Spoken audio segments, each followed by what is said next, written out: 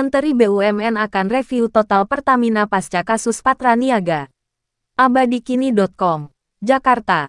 Menteri BUMN Erick Thohir akan melakukan review total Pertamina pasca kasus dugaan korupsi dalam tata kelola minyak mentah dan produk kilang yang melibatkan sejumlah pimpinan di PT Pertamina Patra Niaga, PT Pertamina International Shipping dan PT Kilang Pertamina Internasional. Di Pertamina sendiri tentu kita akan review total seperti apa nanti perbaikan-perbaikan yang bisa kita lakukan ke depannya.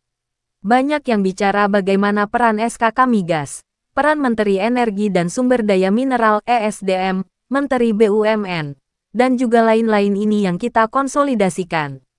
Kita harus berikan solusi, seperti yang Pak Presiden RI selalu bilang antara menteri ini berkomunikasi, ujar Erick di Bandara Soekarno-Hatta, Tangerang, Banten, Sabtu, tanggal 1 Maret tahun 2025. Menurut Erick, ia dan Menteri ESDM Bahlil Lahadalia bersama-sama berencana untuk melakukan pemetaan dan mencari solusi terkait Pertamina. Insya Allah saya dan Pak Bahlil bisa kasih solusi ini. Dan kita sama-sama petakan mana yang kita bisa lebih efisiensikan.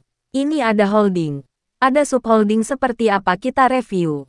Apakah ini mungkin ada 1-2 perusahaan yang harus dimergerkan supaya nanti antara kilang dan Patra Niaga tidak ada exchange penjualan. Kita review. Tidak apa-apa karena ini bagian dari improvisasi, katanya. Erick Thohir mengatakan, Kementerian BUMN akan selalu menghormati proses hukum dan bekerja sama dengan Kejaksaan Agung untuk memberantas korupsi.